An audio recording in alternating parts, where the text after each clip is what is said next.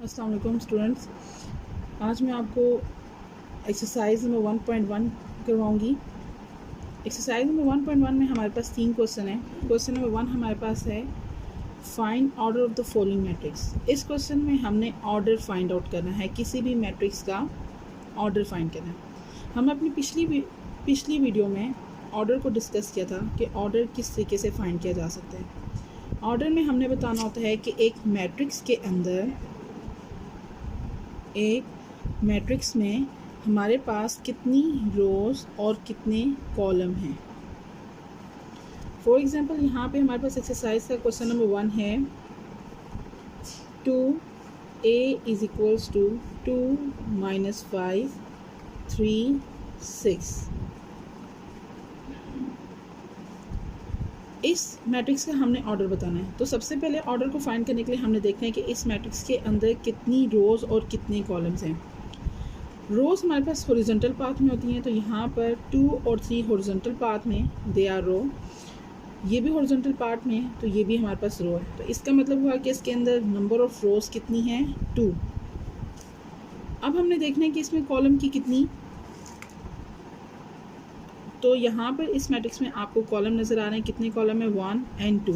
Number of column कितने हैं 2 column है। तो इस मैट्रिक्स का ऑर्डर क्या हो गया, order of matrix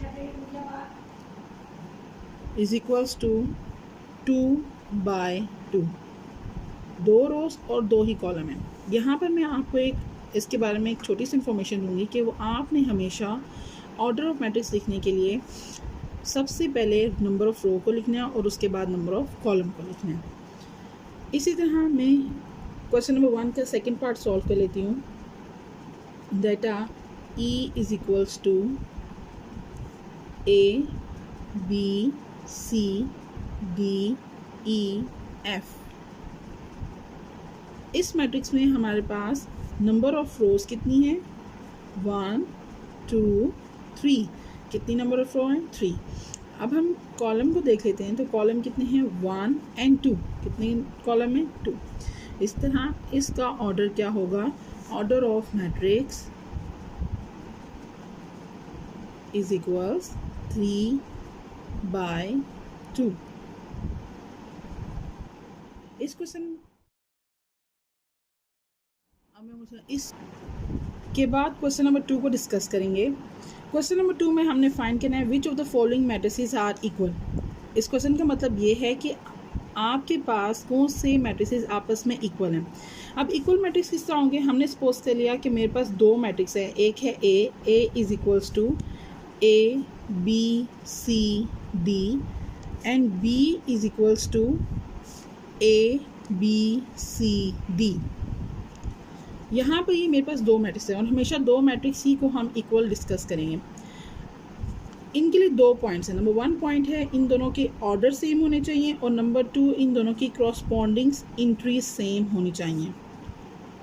corresponding entries same होनी चाहिए। तो सबसे पहले हम देखते हैं ऑर्डर्स को हम देख लें। तो ऑर्डर की वही बात है कि दोनों में नंबर ऑफ़ रो और नंबर ऑफ़ कॉलम की जो नंबर ऑफ़ रो और नंबर ऑफ़ कॉलम दोनों में सेम होना चाहिए। तो इसमें अगर आप देखें तो मैट्रिक्स ए में हमारे पास 2 रोज़ है, मैट्रिक्स बी में भी हमारे पास 2 रोज़ हैं, मैट्रिक्स ए में भी हमारे पास 2 कॉलम है, मैट्रिक्स बी में भी हमारे पास 2 कॉलम है। तो इसका मतलब ये हुआ अकॉर्डिंग टू फर्स्ट इसकी सिचुएशन के नंबर ऑफ़ ऑर्डर ऑर्डर हमारे पास सेम होना चाहिए। तो दोनों के ऑर्डर सेम है, तो हम कह सकते हैं कि दोनों मैट्रिक्स आपस में इक्वल मैट्रिक्स हैं।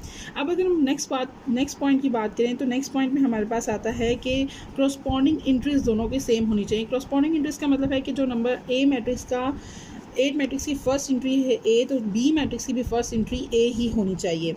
अगर ए मैट्रिक्स की सेकंड इंट्री बी है तो बी मैट्रिक्स की भी सेकंड इंट्री बी होनी चाहिए। इस तरह इसकी जितनी इंट्रीज हैं वो बी मैट्रिक्स के इंट्रीज के इक्वल होंगी, तब ये दोनों मैट्रिक्स आपस में इक्वल होंगे।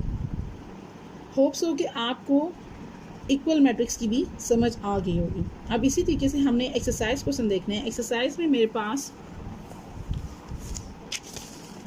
क्वेश्चन है which of the following matrices are equal. यहाँ आप देखें तो मेरे पास ए से लेके जे तक डिफरेंट मैट्रिसेस दिए हुए हैं। इन मैट्रिसेस को हमने इक्वलाइज करवाना है। अब कैसे इक्वल करवाना है, आपने देखना है कि ए जो है, ए मैट्रिक्स हमारे पास किसके इक्वल आ रहा है इन डिफरेंट मैट्रिक्स में। अगर आप ए को देखें तो ए का ऑर्डर क्या है, 1 by 1, मतलब एक ही रो और एक ही कॉलम है। अब यहाँ इसके बाद एक ही रो और एक ही कॉलम है। अब सी को अगर देखें तो ये है ए जो इक्वल है, ए को हम इक्वलाइज करते हैं सी के साथ, वो इस वजह से क्योंकि सी में हमारे पास 5 - 2, 5 में से 2 को माइनस करेंगे तो हमारे पास क्या बचेगा, 3। इसका मतलब ये है कि इसका भी ऑर्डर 1 by 1 है और इसका ऑर्डर भी 1 by 1 है। इस तरह ए और सी आपस में इक्वल हैं। बाकी तमाम मैट्रिक्स को भी हमने इसी तरीके से देखना है। ऑर्डर और उनकी क्रॉसपॉन्डिंग इंट्रीज को मैच करेंगे तो इक्वल मैट्रिक्स हमारे पास सॉल्व हो जाएगा। नेक्स्ट क्वेश्चन हम आते हैं क्वेश्चन नंबर 3। क्वेश्चन नंबर 3 में हमने वैल्यूज़ को फाइंड करना है, ए बी सी डी की वैल्यू को फाइंड करना है जो सेटिस्फाई करती हैं फॉलोइंग मैट्रिक्स इक्वेशन को। क्वेश्चन नंबर 3 हमने राइट कर लिया है। क्वेश्चन नंबर 3 में हमारे पास दो मैट्रिसेस है जिनके दरमियान में इक्वल का साइन है। इसका मतलब ये है कि दोनों मैट्रिक्स एक दूसरे के इक्वल हैं। यहाँ पर हमने इस क्वेश्चन में ए बी सी और डी की वैल्यूज़ को फाइंड करना है। वैल्यूज़ को फाइंड करने के लिए हम क्या करेंगे, सबसे पहले हम इक्वेशंस फॉर्म बना लेंगे। इक्वेशन फॉर्म बनाने के लिए क्या करेंगे कि फर्स्ट मैट्रिक्स की first entry of second matrix के बराबर है और इसको हम लिख लेते हैं a + c = 0। इक्वेशन नंबर 1 आ गई। उसके बाद इसकी सेकंड एंट्री दूसरे मैट्रिक्स के भी सेकंड एंट्री के इक्वल है, जिसका मतलब है a + 2b = -7। ये आ गई हमारे पास सेकंड इक्वेशन। थर्ड पे देखते हैं तो ये c - 1 3 के इक्वल है, लिख लेते हैं c - 1 = 3। ये हमारे पास आ गई थर्ड। इसकी फोर्थ एंट्री के बराबर तो लिख लेते हैं 4d - 6 = 2d। इक्वेशन नंबर 4 आ गई। हमारे पास यहाँ पे 4 इक्वेशन बन गई। हमने इन 4 इक्वेशन को सॉल्व करना है और वैल्यूज़ को फाइंड आउट करना है।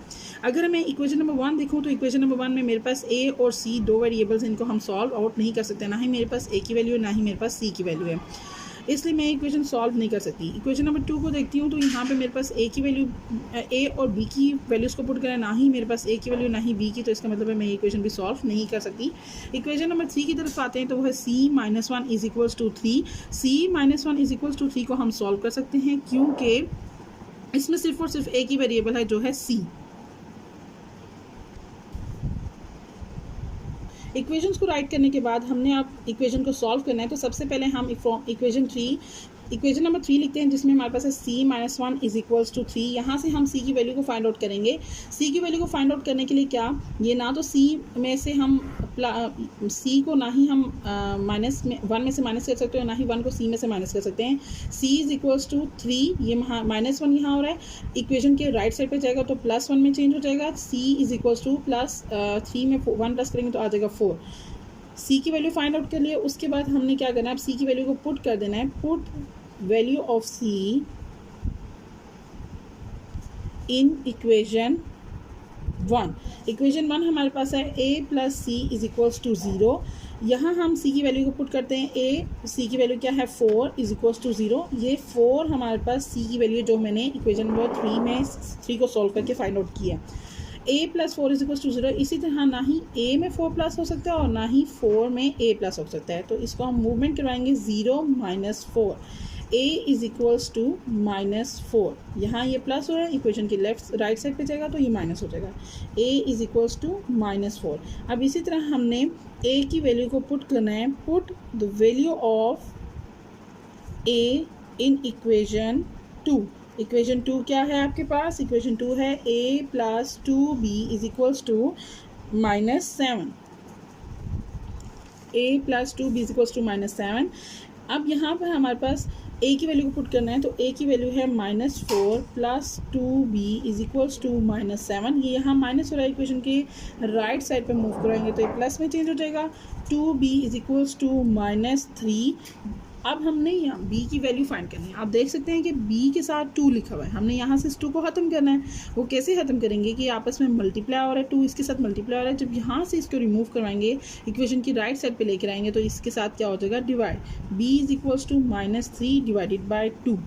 बी की भी वैल्यू हमने फाइंड आउट कर ली है। उसके बाद ए बी सी की वैल्यू फाइंड आउट करने के बाद हम फाइंड करते हैं डी की वैल्यू।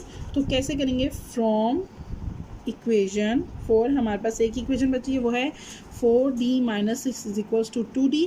अब इसकी वैल्यू को फाइंड आउट करने के लिए ये यहाँ plus 4d minus 6 is equals to 2d, 4d से तो हम ना तो 6 माइनस कर सकते हैं ना प्लस कर सकते हैं, क्योंकि किसके साथ d लगा हुआ नहीं है। इसको हम मूव करवाएंगे राइट साइड पे, तो क्या होगा, minus 6 is equals to 2d minus 4d, minus 6 is equals to 2d minus 4d, plus minus minus 4 में से 2 माइनस करेंगे तो आ जाएगा माइनस 2d।